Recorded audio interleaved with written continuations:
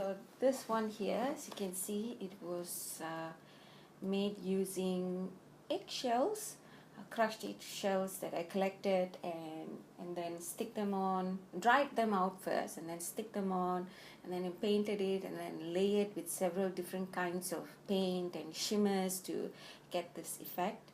I really like it because this kind of gave me the idea to do that hand dyeing, which I will talk about in a while. And then here I have my initial sketches, so yet another artwork that inspired me to, once I get started with something, there's no stopping. I just carry on and on and on and on and on. So here I have some of my little sketches for the collection. As you can see, it's all watered down, colored, so it's not exactly all beautiful. Initially I really struggled with getting the colors right, because firstly I wanted to use the purple and the yellows. I wanted that rich color from the nature, but I was advised against it because as I've said, my lecturers thought that maybe it wouldn't suit my target market. It was like semi-casual evening wear, so choosing purple and yellow, not exactly a good idea. So yeah, these were all development sketches here, quite a lot, but at the end of the day, it's not the number of sketches. Sometimes 10 sketches and you can come up with a fantastic idea, and then sometimes it could take 100 sketches and before you come up with one good idea. So for me, it really depended on my mood and how inspired I was at that time. So once these were done, I started doing fabric manipulation. There weren't that many like stitching and things like that I wanted to do, because my whole idea for the entire collection was to make it clean cut, because that is my style. At the end of the day, whatever you do, it should represent you as a designer, and you need to find your own identity.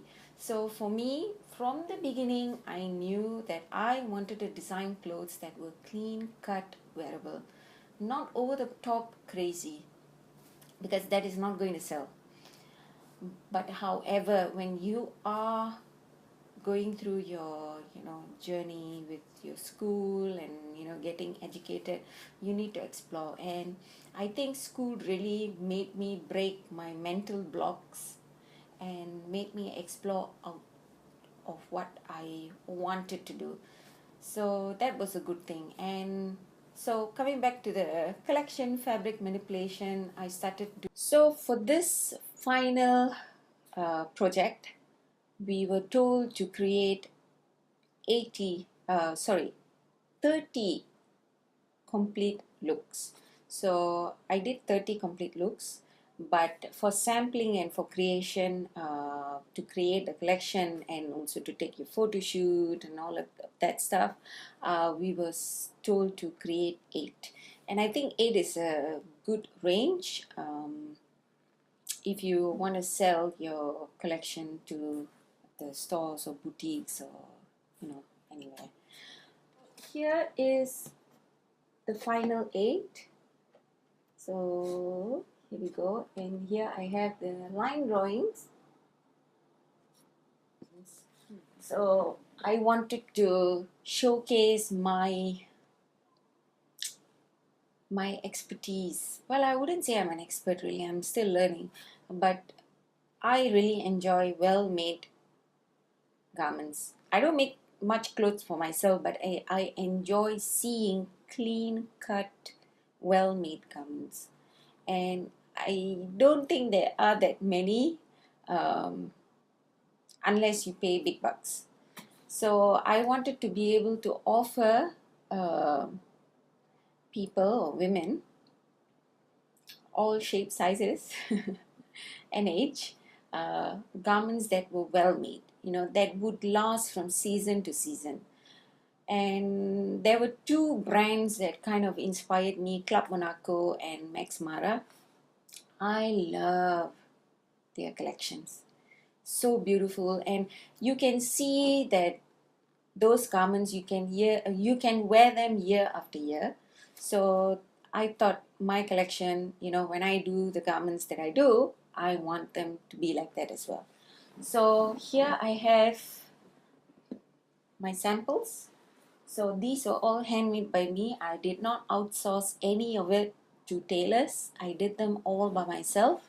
So this was something that was an achievement for me, because within 2 weeks I was able to come up with the collection, and I really made sure that I put in a lot of extra effort into proper finishing, because that's also something that I want my customers to identify when they buy clothes from me, that when you go to pr3ve.com, you would be able to get garments that have proper finishing and are timeless yet modern. So here I have this is one of the dresses that I made. It's a black dress. It looks all, simple, clean cut, timeless.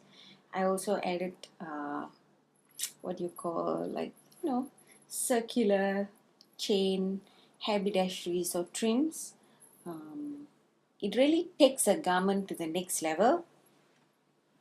And then here you have the hand dyeing with a model. So you can see, because I think what I'm showing doesn't really do the justice.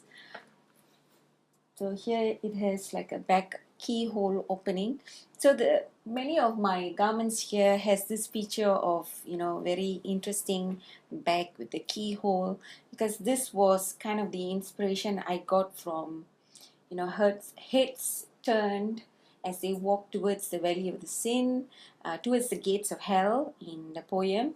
So I wanted to show that feature in my garments. And then this is like a play suit, jumpsuit. I had issues with my pattern drafting.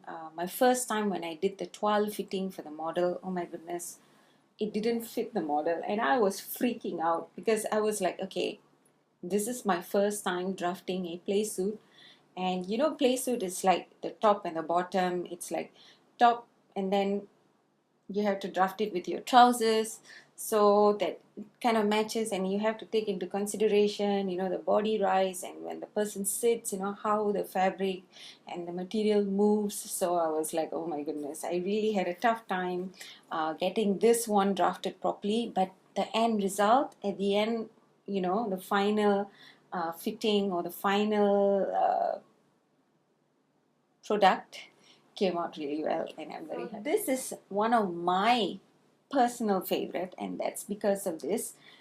From the front, it just looks like a regular, dark navy blue kind of a dress, sleeveless dress, a cut in, American armhole kind of dress. But then when you turn, to the side, there you have it. You have that beautiful hand dyeing going on. Not many people will appreciate, the amount of work put in, but for those who appreciate handcraft work, proper finishing, they will understand and enjoy looking, feeling, and appreciating. Because for me, this is art. So yeah, some shameless self-promotion here. So this is a beautiful silk dress, also hand dyed, as you can see. Each of this hand dyed process took me several hours and several tries before I finally chose what I wanted to do, and also lots of experimenting before I made them into dresses. And so this is a simple trousers, and here I have the hand dyed detail, little details like this, and then I also piped. Let me take it off, and then I'll show you some detail work. So the inside, most of the time store-bought garments, they would just overlock it and here you go. But I wanted to take this to the next level, so I fight them. I think, as they say, the devil is in the details. So here I showed my particular style, and for me detail is so important. And yeah, so this is another top with a similar dye technique.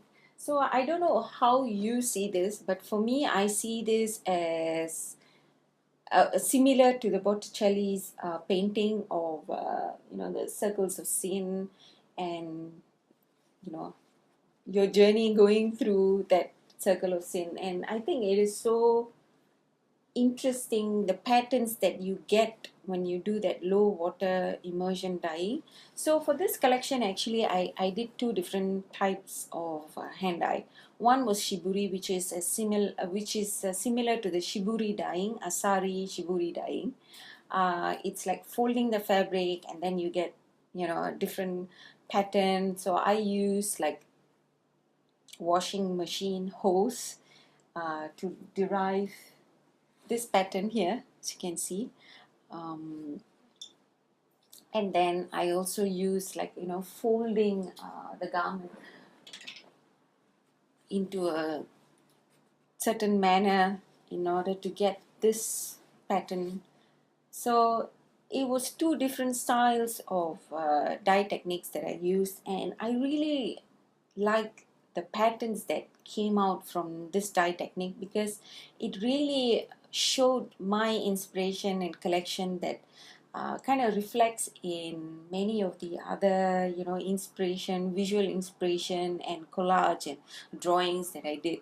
So it was a true reflection of this entire collection, what I was thinking and how I wanted to express it and also make it commercial. Here is another top that was made with the low water immersion, and as you can see the effects, this is cotton satin here and this is silk.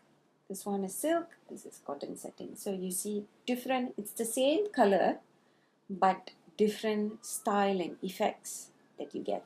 So I really enjoy experimenting and playing around with the dyes because this is my first time doing my own dye.